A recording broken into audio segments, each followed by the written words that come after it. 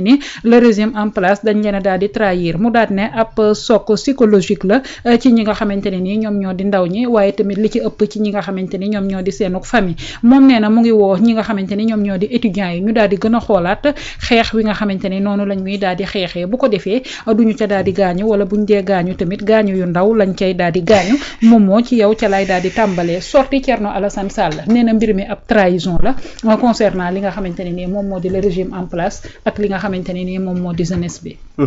waaw le pire bi mën a dal un homme kilifa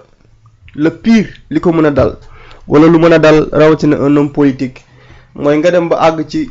niveau boo xamante ne nii boo nee dama ni rek ñu ne waa ngir yàlla noppil jàppale ñu rek nga noppi maanaam le pire bi mën a dal kilifa lool la. mooy nga dem ba ci penc mi boo nee dama ni ñu ne ngir yàlla na noppi c'est-à-dire les gens n'ont même pas envie de t'entendre seen situation yi li xew ci réew mi lu ne gis nañ ko fi et situation bu mës a am au Sénégal gis nañ ci xeetu récupération politique boo xam ne ay nit dañ ko si jéem a def Sénégal mbënd bu amee da ngay gis koo xam ne bu commencé wi suisal mu préparé ut ay botam ut yëre taw yi sol jënd essence bu bëri toog di xaar fan la war a dem ak fuy taa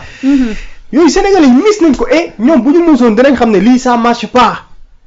parce que mbënd bi day ñëw nga dem fa taxaw naan waaw da ngeen ñoo seetaan ngeen askan wi nangam ak nangam su weesoo élection am yow moom doon wax loolu da ngay dem présenté wu nit ñi duñ la votel mënoo gagné commune donc bu fekkee ne muus nga yow di nga comprendre que ñun suñu pratique yi ñu def nii nit ñi dunduñu loolu si benn moment un Thierno Alassane Sall je pense que ñoom dafa am erreur bu ñuy def parce que yenn saa yi sa prise de position si benn sujet li koy may crédibilité wala li koy may crédit mooy sa yeneen prise de position yoo defoon si yeneen jamono. tey jii l'étudiant ban bët lay xool Thierno Alassane Sall et malheureusement ñoom duñ comprendre loolu bët bi muy xool Thierno Alassane Sall mooy la personne bi nga xamante ne nii ak ñeneen sax yemale ma ko si Thierno Alassane Sall mais cette opposition bi nga xam ne yenn saa dañuy naqaree comprendre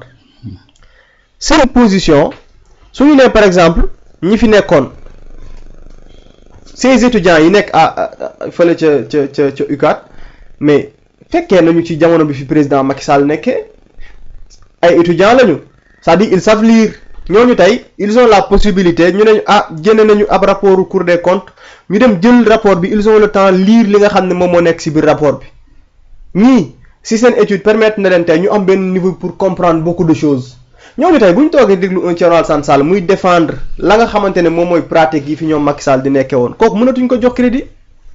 mënatut am crédibilité ci bëtu ñi nga xam ne ni ñoom ñooy étudiants yi si ay prise de position yu bari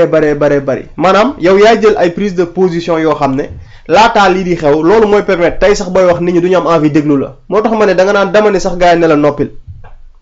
sa wax malheureusement amul benn effet boo xam ne dina ko def. parce que nag gars yi si front lañ nekk nii mais on sait kii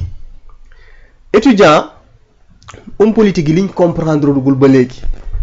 mooy soo demoon tey di nga fekk ci ndaw yooyu di xaañ xeer benn ndaw boo xamante ne ab bracelet Pastef lay sol. bu demee sànni xeer ba doyal maanaam ñoom dañuy def la différence entre man kii laa àndal ak kii laa votel ak suñu intérêt bu taxawee maanaam étudiant dëgg papam bu nekkoon ministre de l'enseignement supérieur sax bu xeex jotee day xeexi ji. amuñu sentiment boobu maanaam di jaxase duñu jaxase li nga xam ne moom moo di combat yi te malheureusement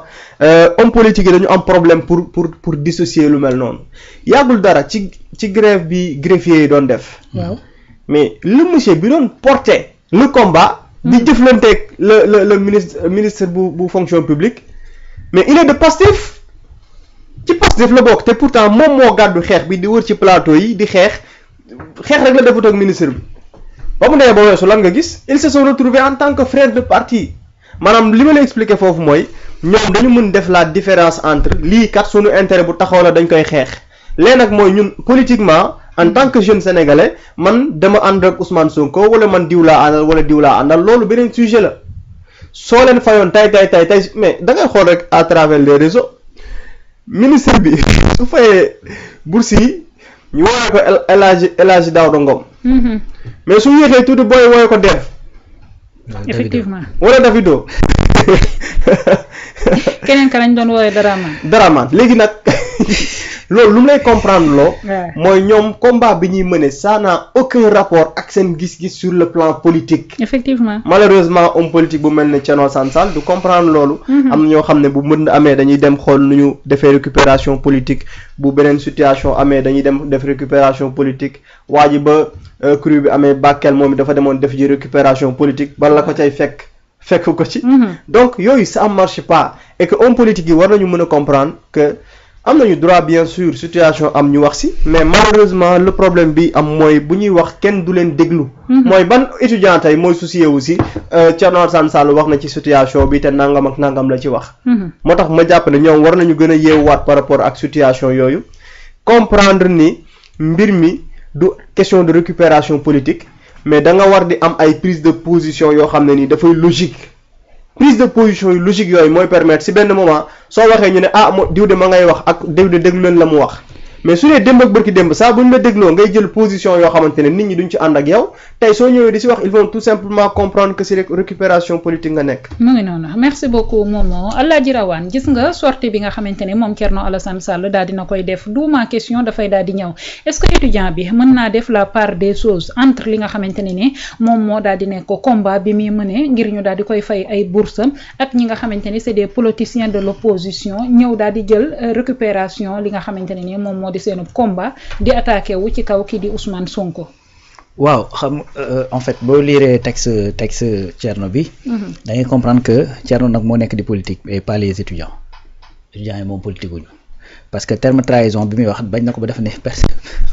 en fait damay lire texte bi comme ça nga kii. allez-y. fi mu waxee kii bi mu ne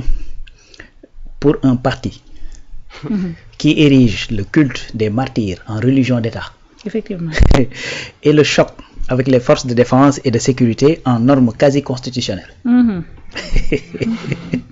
Cette nouvelle posture est aujourd'hui perçue comme une trahison. Kon moom boppam lay waxal moom waxalul étudiants yi parce que étudiants yi waxuñu loolu. Deuxième chose problème mu parti Pastef la wala problème mu état gouvernement bi ak étudiants yi. parti boo ko ci dugalee c'est-à-dire yow yaa nekk di politique parce que yow yaa nekk di wax ak parti politique. kon logique politique Thierno moo ci nekk donc buñ ko taxé de ñu ngi njort ci yow ne yaa ngi bëgg a def de la récupération politique dañ koy teg nag fu leer parce que moo utiliser ci texam le mot parti. war def ériger ñi nga xamante ne ñooy martyrs en religion d'État donc là c'est un peu xam nga pour man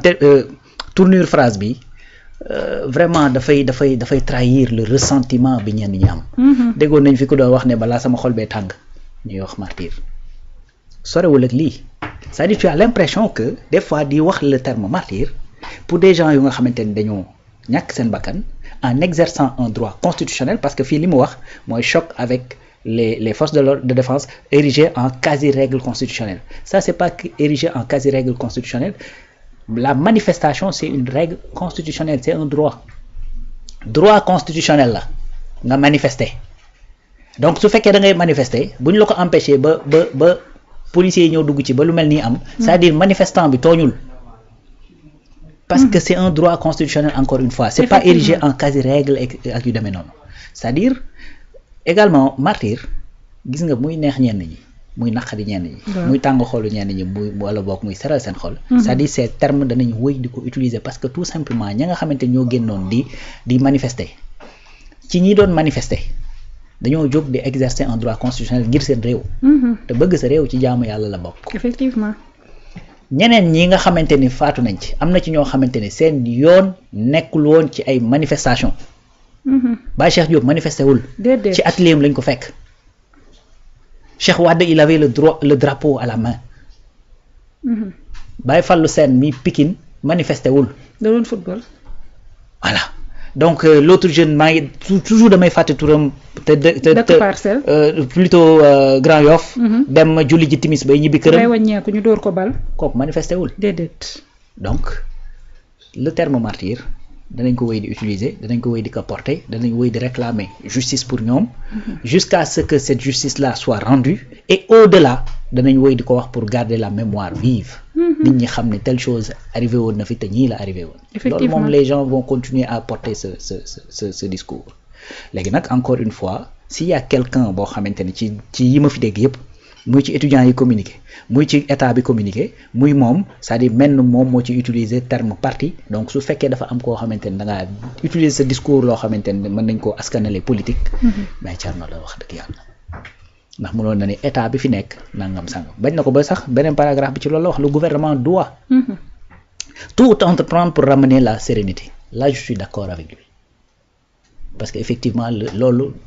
état la incombé gouvernement bi la incombé mu def lépp loo xamante ni yoon permettre na ko pour mu delloo si li nga xamante ni mooy la sérénité ci fii ci campus bi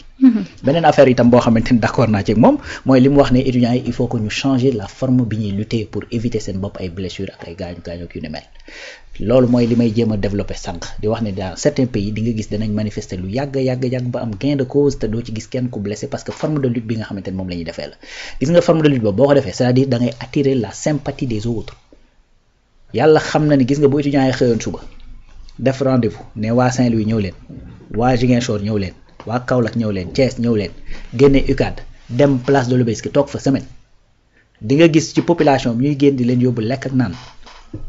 di nga gis ci population bi ñu génn yor seen mergade dem toogandoo ak ñoom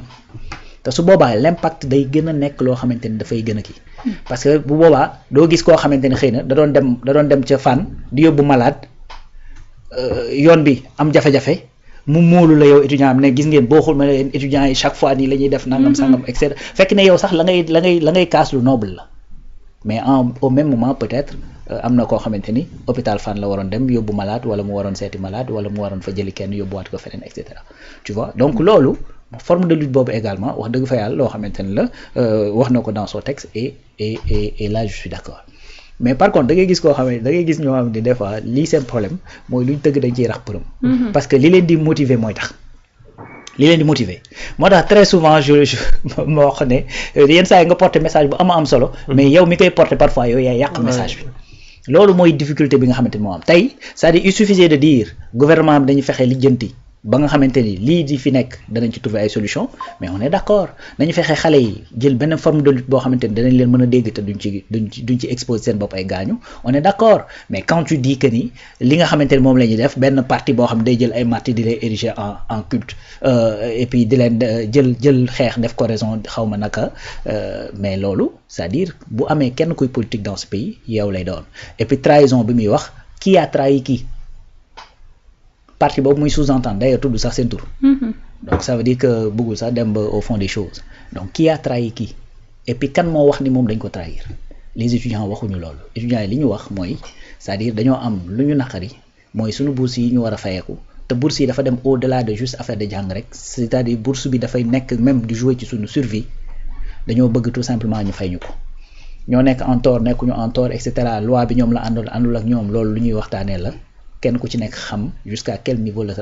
responsabilité nekk mais li wërta wóorta constant mooy quel que soit problème bi am ci biir réew mi ki ñu jox naka lay tudd mandat pour mu régler ko eh ben c'est l'État et état boobu ki nekk ci bopp bi ce n'est personne d'autre que le président Bassirou Diomaye Faye quel que soit mécanisme bu mënta jaaree dafay jaar ci Ousmane Sonko dafay jaar ci ministre am dafay dem xooli beneen moyen et cetera donc il faudrait que cette solution ñu trouver ko ci bii beneen affaire nag mooy ministre de l'intérieur il faudrait que tout simplement man jàpp naa ni il faut mu jël peut-être une décision retirer les policiers bàyyi leen ñu taxaw ci biti loolu déjà mën naa nekk benn début de solution début d'accalmie en attendant Malick Gakou di mën a yeggale liggéeyu émissaire bii nga xamante ne moom la nekk def parce que moom xam naa ni loolu rek la mën a def mooy dem jéem a xool waxtaan ak xale yi ne leen bàyyi leen ma dem ci kilifa yi wax ak ñoom ñu recevoir leen ngeen toog ngeen waxtaanee ko loolu rek la ci mën mais sinon la décision finale bi nga xam ne mooy régler le problème ben mënul nekk ci ay loxo Malick Gakou et puis pour Thierno également ben na ma baal mais c'est lui qui est actuellement dans une logique politique mu ngi noonu am na ko ma message daan ne ma Ousmane Sonko lu ñëw ñu daal di ko cay tudd lii nañu ko bañ a def combat Ousmane Sonko te daal di koy doxal ci li nga xamante ni moo di seenu biir lan moo tax le président